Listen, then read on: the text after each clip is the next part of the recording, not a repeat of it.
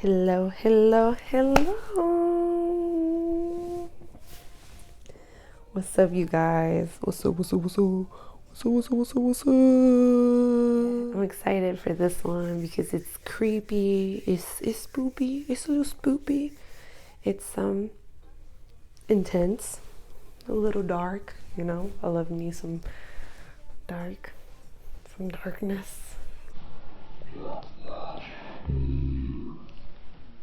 That subject is sleep paralysis.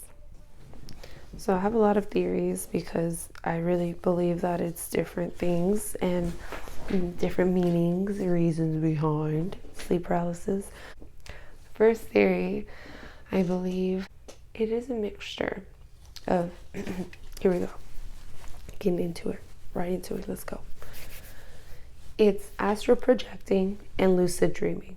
Astral projecting is also known as like outer body experience. And that's when your spirit, your soul has the ability to travel to wherever it wants to go, whatever destination.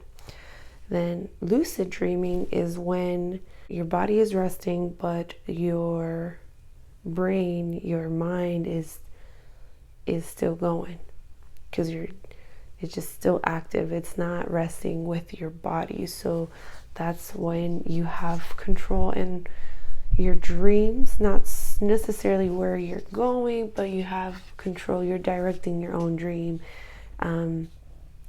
So yeah, two different things. But I feel like sleep paralysis is a mixture of both, taking you into a third dimension where these lost souls and good spirits and demonic entities linger because they have nowhere to go. And that is why a lot of people see these monster creatures and they're always the same, because there's multiple of those creatures, whatever you want to call it, monsters. So when we see these things, and it's always random for majority of the time that people experience it, and it's because it's a mixture of both. You're able to control, or your body's so relaxed, but your mind is going, or your soul is roaming around, that it gets to connect with that third dimension that you don't really pay attention to when you are awake. And that leads me to this theory number 2. I created these stages because I feel that sleep paralysis are different stages, and some are more intense than others. And this is all me. It's not in the books, you know. I just really feel that this, from what I've heard, what I've experienced, from what people have told me, same thing. It just makes sense. So stage 1 is when this is the main one everyone really experiences, is when you feel paralyzed, that you can't move, you can't say anything, can't scream. You feel that you're just heavy pinned to the bed. A lot of us experience that, and scientifically it's because you're either stressed, depressed, tired, sleep deprived, and sick. Stage 2 is when people see the shadow demon, and that is the silhouette of a creature that looks just like a regular body figure, no face, no nothing, just pitch black shape. And this is where you see this one located at the edge of your bed, of some kind of door frame.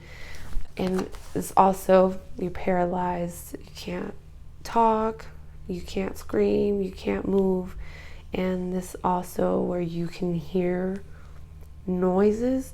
Sometimes it's a muffled hum, a screech, faint voices, and some kind of whispering.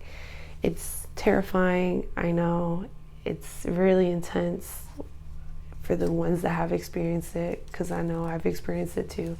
So that's stage 2. Stage 3 is a little mixture of all of it, but instead of seeing this figure, you're seeing this swamp monster, Chewbacca-like hairy creature. And it's crazy because a lot of videos I've seen on YouTube have shown and talked about these creatures, and it just fascinates me, the fact that we've all experienced, not all of us, but the ones that have seen these things always describe the same thing, and that's wild. Stage 4 of sleep paralysis is when you see an alien.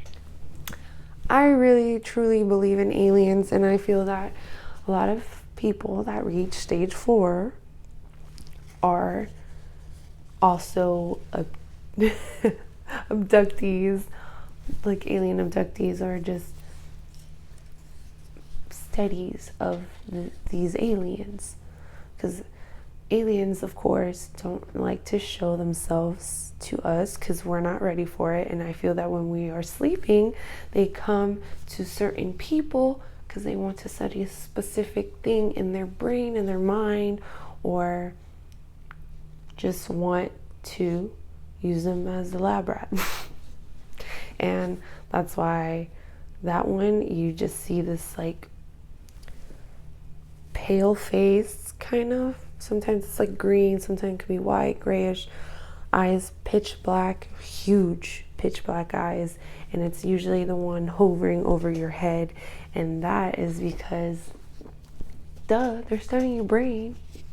And sometimes we're supposed to be sleeping, we wake up while this is occurring, and we get stuck because we're trying to wake up, but we're not supposed to be seeing them. So it's just a mixture of that. I really do believe in that one, like hardcore. Those are my stages of sleep paralysis. Another theory is more of a spiritual connection type of thing, more of a like the third dimension universe, wherever. Well, when you sleep, you die because your soul, your body is resting, which means your soul is, that's the time for your soul to awake and kind of make connections with that third universe that we don't see. Okay, it sounds crazy, but I believe this could be one of the reasons. Like the movie Insidious, that's a good example. This kid falls into a coma. He gets stuck in a third dimension world where there's demons and ghosts and blah blah blah. And I believe that could be possible. And I believe sleep paralysis it's the cause of sleep paralysis. It's kind of a glitch. So a lot of times you fall asleep, you die, and sometimes your soul is astral projecting, which then it gets lost in this third dimension because you're using your spirit freely to do whatever you want while your outer body is resting. And then you get caught in seeing these things, and it's because your soul is like in a whole nother world, and that's giving the opportunity, the door for these creatures, monsters, whatever we see, to try to get back into your body before you can. Crazy. But that's one of the theories, and it makes sense because a lot of times it happens randomly to random people, that sometimes people get enough rest and are doing fine, and then it just happens. So that's another theory. I also want to say thank you to anyone and everyone that reached out to me to tell me your stories and your theories and all your experiences. And I know it's not easy. It seems so surfaced and like blah and whatever, but it really does mess up your head when you think about it or when you've experienced it multiple times. So I really appreciate everyone that reached out to me and told me what you've seen and experienced and what you think it is. So now I'm going to talk about my experiences, and I'm a very visual, very creative person, so just talking about these stories, I can just see it right in front of my face, and it's kind of creepy, but I want to share my stories with you guys because you shared some of yours with me. And the fact that we could match up these experiences with the same concept, same monsters, is really fascinating to me. So I believe this was sleep paralysis slash a paranormal activity, because you'll see. So the first experience I want to talk about is me and my sister lived in this apartment together, just us two. Her room was across the hall, and then it was my room, bathroom between our rooms in the middle of the hallway, and then her room door faced our living room door. Keep that in mind. So I was super sick, took some Theraflu, went to bed. I was on my left side, and I was facing the wall, sleeping towards the wall, and I remember turning around, and as I'm turning around, I felt as if someone was looking at me, so I looked straight at the feet, the frame, the end of the frame. Hello, darkness, my old friend.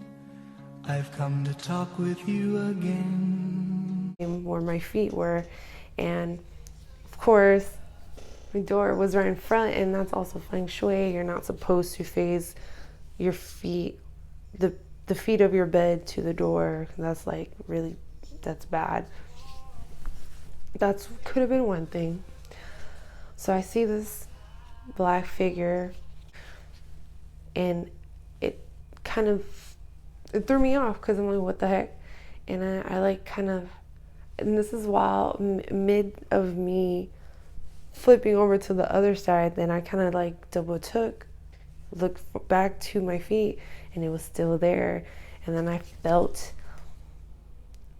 I saw it fly towards me, but I felt the pressure on the bed, as if it was like making its way towards my face, and I couldn't move, I couldn't scream. And as soon as I felt it was almost too in front of me, that's when my scream came out. And then my sister came flying in. She's like, what's wrong? Oh my God, what happened? I start crying. I'm like, you know what? I want to talk about it. I'll talk to you about it when I'm ready.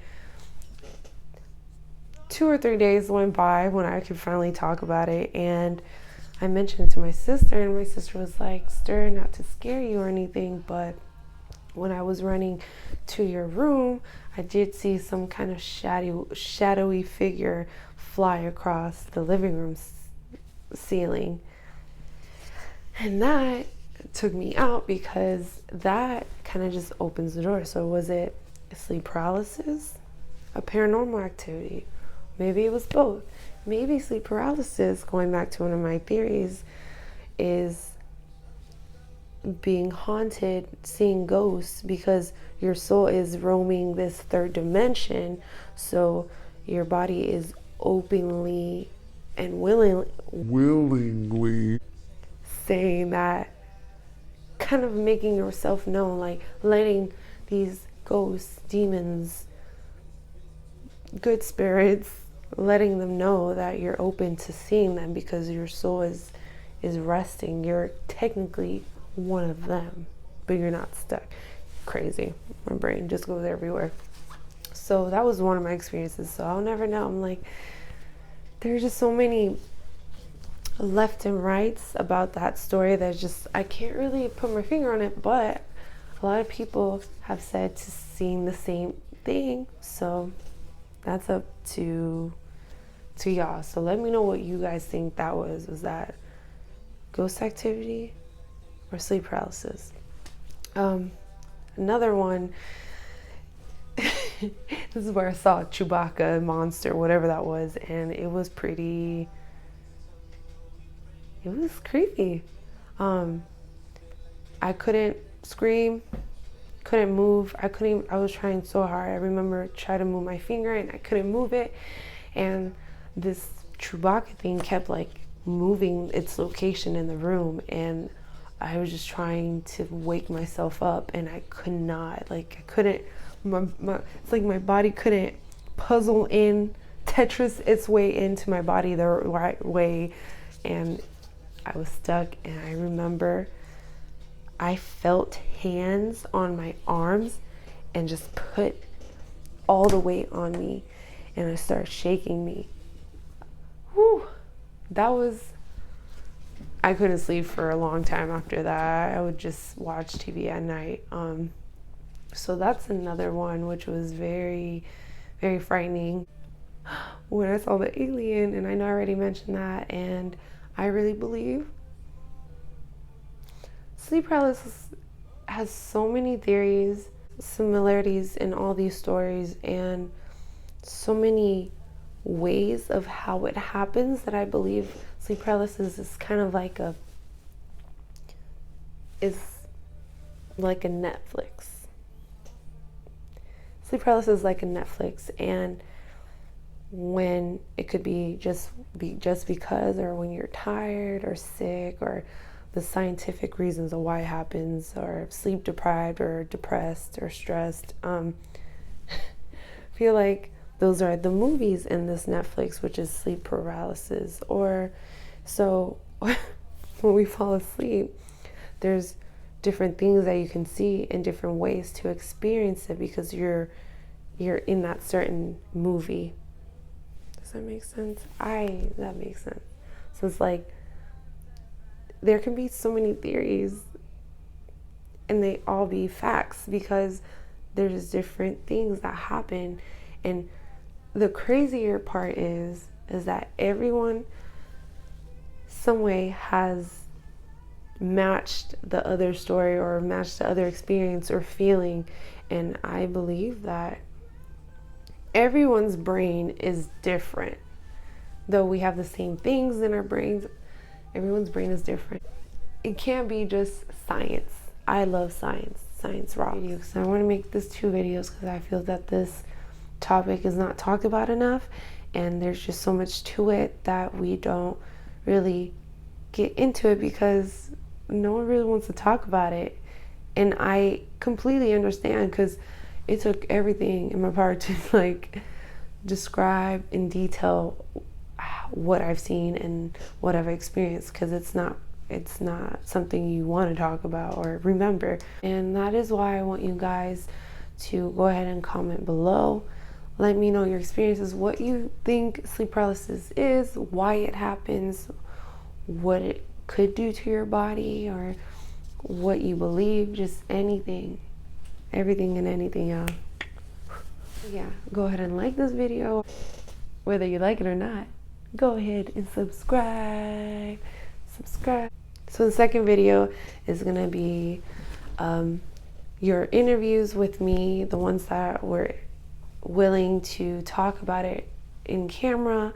And of course, I want to get to read some of the stories that were sent to me, which are really, really wild, because all of them have similarities, and that is why I believe there's so many theories and reasoning behind sleep paralysis, because it all goes together, and it could be different, but so much alike. And yeah, so thank you for watching, and make sure you subscribe so you get to know when the next video comes out with all the interviews and stories that have been shared with me. Remember, we talk about everything and anything. So if there's anything you want to know, anything you want to hear or have me talk about, go ahead and also comment that below. You guys are awesome. Hope you guys sleep well and don't experience that if you haven't. Or if you experience that, I hope you don't experience that again. And this is where the screen goes